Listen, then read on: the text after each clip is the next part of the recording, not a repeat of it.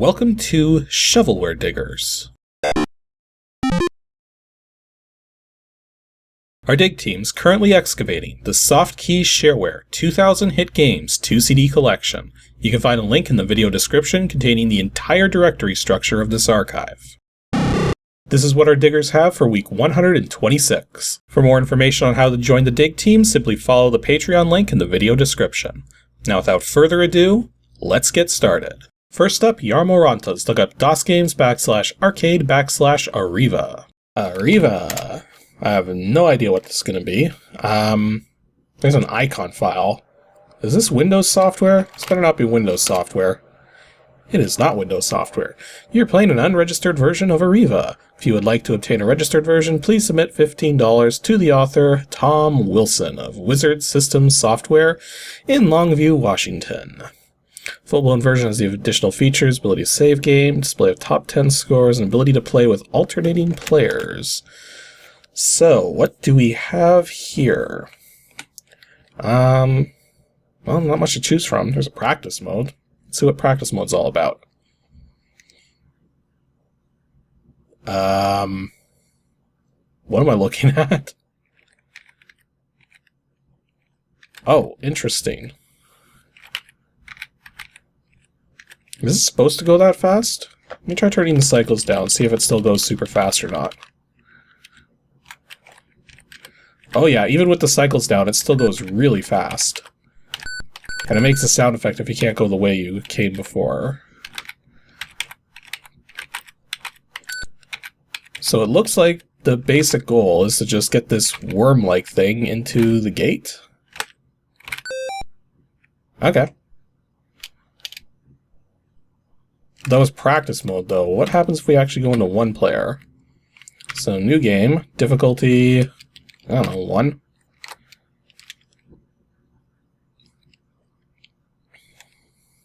Okay, time to beat is 47.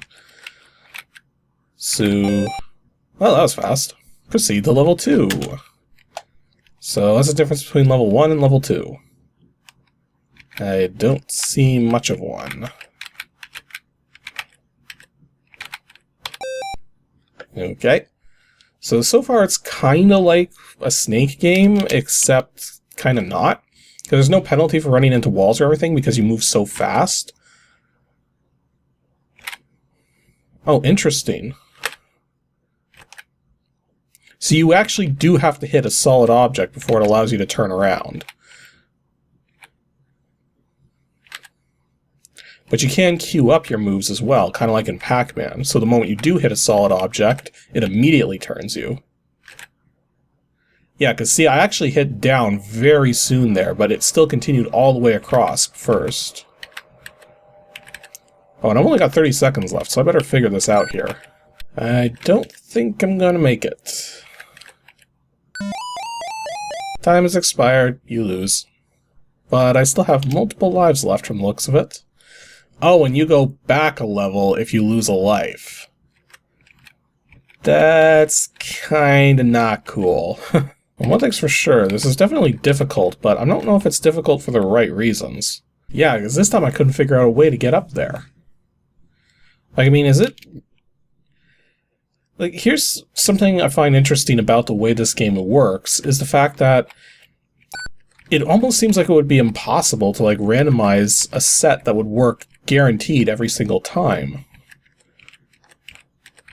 But, like, I mean, you'd have to be able to. Otherwise, it wouldn't be fair to the player if it was possible to randomize sets that you couldn't win. So, I mean, there has to be some rhyme or reason behind how it's doing everything. Okay, level 3 again. Let's see if we can actually beat it this time. Well, there's this big green box, which makes more green boxes appear when you touch it. Interesting. Okay, there's a blue rectangle this time. What does the blue rectangle do? I want to know. Don't think we're going to get a chance, because I can't find a good way to get it. Yeah, I got trapped there. Trapped myself in. That was dumb. Yeah, and then sometimes it's just really easy to get through. I got a funny feeling it's not doing any sort of checking to make sure that the randomization it's doing is actually viable. It's just throwing random rectangles down and hoping it works out for the player. So what did that do? No idea what the blue rectangle did. It made a noise, but I don't know what it did beyond that. Oh, and it only does it once. So whatever the blue rectangle did, you only got one shot at it. See, I kind of think this game would be better if the pixels were bigger. This is clearly running in a either 640 by 350 or 640 by 480 mode. But if the pixels were bigger, then it'd be kind of easier to plan and determine what you're supposed to be doing on a given level. See, this game's kind of hindered by the fact that it's difficult to see what you're doing. Whoops, that's not good. No, I'm trapped again. Darn. Oh! I think I finally noticed what the blue rectangles are doing. Yes, they're increasing the amount of time you have to beat the level. And that was interesting, how it generated 2 blue rectangles and didn't care which ones you hit to count it twice. But once it counted it twice, it no longer counted it anymore. So it's not wasn't detecting the exact rectangles you were hitting, rather that you hit 2 blue rectangles at all. Okay, so that was... what was this game called again? ARIVA. This game's interesting.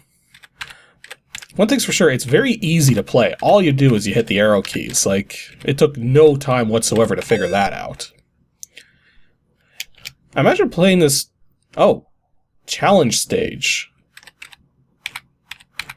What? So it's actively generating pixels and we have to escape before... Interesting.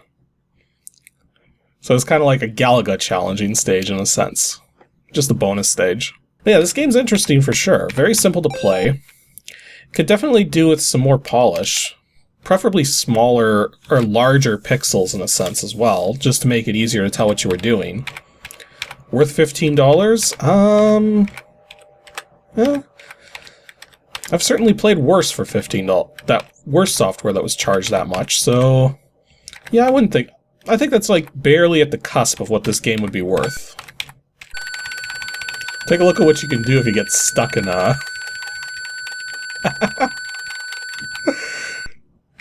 oh, that's hilarious. Whoops, well, that's what I get for doing that. Next up, we have a team dig from Anthony and Brendan of RetroSwim. WINGAMES /WC/JETTRADE. I'm not entirely certain, but I think I might have played this before. JETTRADE. Or Jet2, apparently. Got a readme.txt. Copyright words. Shad... Sluter? Sleater? I'm not sure how to pronounce that, his last name. But apparently from 1994. Please contact for... oh, there's no H that... or... I'm not going to try pronouncing his name again. And in either case, he was from Illinois. Also needs the bwcc.dll, which is included. Well, there's a help file. JETTRADE. Oh, you got a guy, looks like a pilot. Whoa. I just noticed all these different things here. Object of the game. Object of JETTRADE is to make money by trading commodities. There are 6 different commodities that you can trade between aircraft carriers: drinking water, food, fuel oil for ships, aviation fuel, ammunition, airplane parts. Okay. Skillful pilot of a heavily armed transport jet that must navigate your way from one aircraft carrier to another. Enemy planes may try to stop you. When you land on a carrier, you may buy or sell commodities. Price of each commodity will depend on that carrier's need at that time. Strategy is to buy low and sell high. Okay, fair enough. Flying and navigating. To transport your commodities, you must be able to control your plane. Use the left and right mouse buttons? What? Left button turns your plane left, right button turns right. To fire a missile, press any key. So literally every key on the keyboard is now a fire missile key. Okay. And to land on an aircraft carrier, simply fly over the center of the ship. The plane will automatically land at any speed. So not like Zone 66, where you have to be at minimum speed. Oh, that's a good thing to know. If you fly at the fastest pace, you'll be wasting fuel. So slower speeds conserve fuel, but a slow-moving cargo plane is an easy target, especially for enemy helicopters. Well, let's see what we got. Oh, it looks like that's a picture of the guy who made this. Program may be freely distributed. Okay, so we actually got a piece of freeware here. That doesn't happen very often. Oh. Well, that helicopter had it in for me. And apparently this does maximize from the looks of it. So, new game. How do we actually go faster? Oh, we can change what kind of plane we are. We could be a paper plane. We definitely look like a paper plane now. So, I don't know, let's say speed... let's see, speed 6. I'll go back to the 727.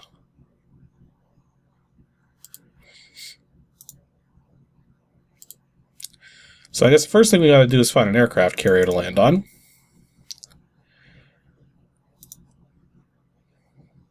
You are running low on gas. Well, I don't even know what my gas is. You ran out of gas. Well, great. I didn't find any aircraft carriers. Okay, so let's try this again. Get our speed up. So we're at 5.6 right now. Does not automatically update this while the plane's moving there. Oh look, there's a paper airplane flying by.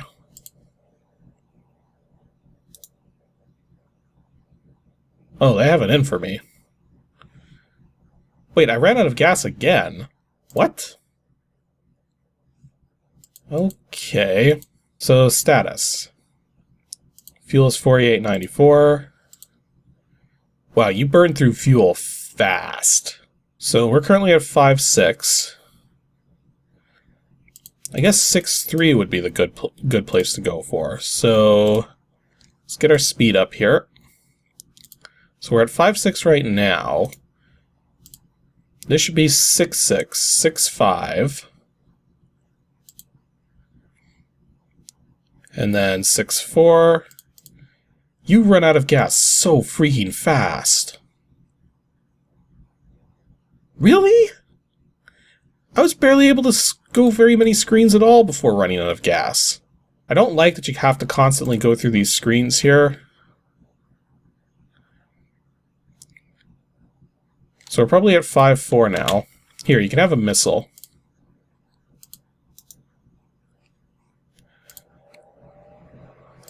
Oh. The game keeps going when you go into your menus to look at your stats and such. And the stats don't automatically update. And you can't control things while the stats are up. Okie dokie then. Well, that's interesting, though. We actually end up stopped after destroying an enemy like that. So I'm going to take advantage of that. So the midway is at 3.6. We're at 5.5. So down 1 and right and left 2. So let's get our speed up. Maybe we'll try speed 5.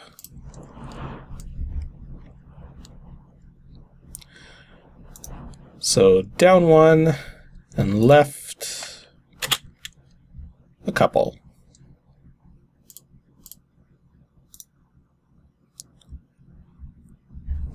Wait, there's nothing here.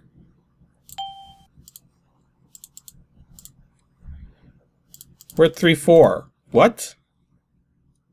What? Are you kidding me? Up is larger than down? Oh boy. Okay, so that kind of makes sense from a mathematical standpoint, because anybody who takes geometry class is going to think that up equals greater numbers and down equals lower numbers. It doesn't work that way on computer screens. On a computer monitor, this is 0, 0, and these are your larger numbers. You don't screw with that on a computer system. Okay, today we learned 6474. There we go. You have landed at USS Hornet. Planes can't fly at USS... What? Planes can't fly at USS America? I'm guessing they're probably under attack or something. Okay, we can actually now play the game. Okay, so... Wow, fuel is cheap because they know you're going to burn through a lot of it. So, let's see. So, fuel is 1 per 100 gallons. So, question, if I punch in 1... Okay, so I am punching in the number of sets of 100 gallons I want. Okay, so let's buy 100 sets of 100 gallons to bring us up to 11,000 fuel. Which, you know what, that still doesn't seem like it's going to be enough.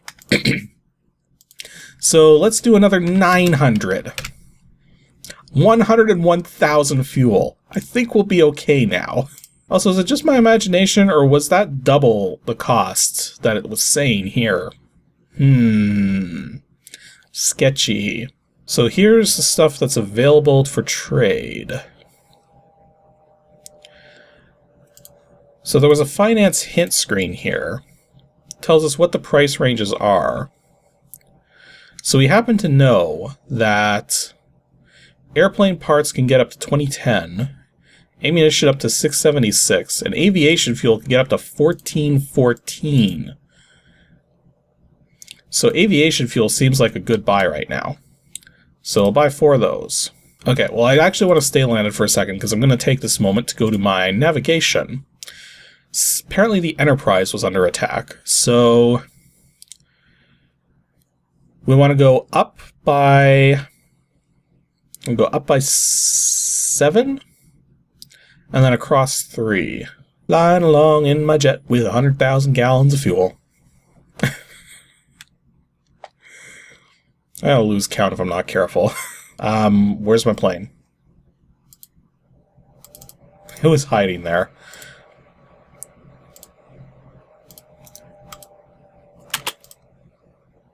There we go. Hope you're happy. So yeah, the gallons of aviation fuel were a lot more expensive here. So if we sell 4 of those, we're up to 4610. Pay for the massive amount of fuel we're using. Look at that. We've already scrolled through like 12,000 gallons of fuel. The fuel in this game is totally unrealistic. Yeah. Not getting me. 3 across. Freaking helicopters. 2 helicopters with 1 screen. Excellent. And landed at USS America. There's also a fuel oil shortage on the Yorktown, apparently. So... yeah, we actually made a killing there. We're up to $8,581. And we're already down 20,000 gallons of fuel. Yeah, starting you with only 5,000 fuel units, when you shred through that so quickly, that's not reasonable. Like, I mean, the game is actually playable now. Until we actually got that fuel, this game was just nuts. So, yeah, that was JETTRADE. It's kind of an interesting game. It's neat that it's freeware. We don't encounter freeware games very often, surprisingly. So yeah, as far as a freeware game goes, it's a neat little time waster. It's just it really starts you off really hardcore there, with having to make it to an aircraft carrier as fast as freaking possible. But once you get going and get yourself a massive amount of fuel, it's not that bad. Okay, this last dig. I don't know whether to classify this as failed or successful. It's WINGAMES /action /WINWIZ, and it comes from James Dunn. And because this is so bizarre, he's getting another dig next week. This almost sounds like it would be a puzzle game or something, but instead it's sitting in here, in the action folder. There's a lot of WAV files. In fact, aside from the executable and an INI, that's all there is.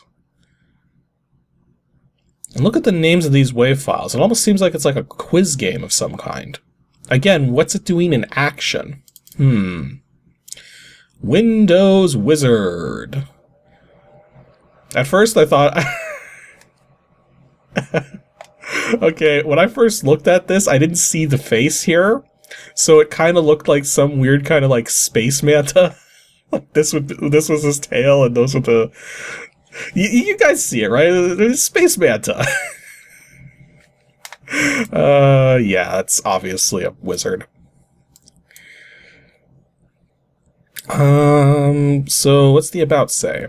Windows Wizards, copyright 1992, George Campbell. I believe we've seen that name before, but I don't remember from where. Because we go through so much of this stuff, I can't be expected to remember everything. Also, resizable when it's clearly not supposed to be. Anyways, ask now. Enter a question for the Windows Wizard. Make sure the question can be answered with a yes or no. The wizard has little patience for fools, so be careful what you ask.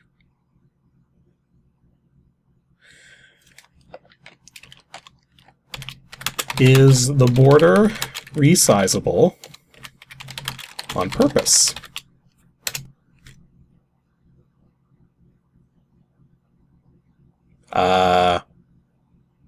You gonna do anything? Hello? Are you a real wizard? Okay, I saw the mouth move there. So this might be a cycles problem. Let's turn the cycles way the heck down. And now let's see what happens. Let's turn it down one more step. If I turn it down any further, I'm going to crash DOSBox. Yeah, so apparently it's trying to play some kind of sound effect, and apparently it's trying to go through the PC speaker just from the nature of the fact that if it was going through the proper interface for the proper Windows interface, we would be able to hear the full sound effect. And that just makes it even weirder then, because why is it trying to play the sound effects over PC speaker when they're WAV files? Like, what are these supposed to sound like? Absolutely. Oops. Drag and drop. Ask again. Certainly. I'm willing to bet this is the guy's voice, too. How dare you speak that way? Well, that's not even an answer. I won't say. Yeah, maybe you should. Maybe. That's also not an answer. Never. No. Perhaps. Possibly. Unlikely. Yes. So that's what we're supposed to hear. So yeah, this is just supposed to be some sort of divination program, like a Magic 8-Ball thing or something. Just judging from that and the fact that there's really nothing going on here. But why is it trying to play them through the PC speaker? Like, that's crazy. What, you had to make the WAV files somehow, right? When was this made? 92. Okay, so sound cards that with digital PCM support are probably not going to be too common by this point, but still, like, I mean, come on. Or at least display the message on the screen, like, so people can see what what message is coming up, not just listen to it. Like, you got all this space here. You could have a little text prompt that says, "Your question is BS. Don't ask it again." Or all signs point to "you're dumb." Like, you could have all kinds of stuff come up here. Oh. Well, at least it doesn't look like this was charged money for anything, or anything. And, like, I mean, it technically works. I don't know. Yeah, I think, I can't call it a... Well, actually, no, wait, I technically can call this a failed dig, because it's not playing the sounds back properly. His mouth moves for like the speed of light. So we get one frame of mouth movement. So yeah, James Dunn gets another dig because this is BS. Oh, and I meant James Dunn gets another dig next week because I still gotta edit this one together, so... It's not a I don't know anymore.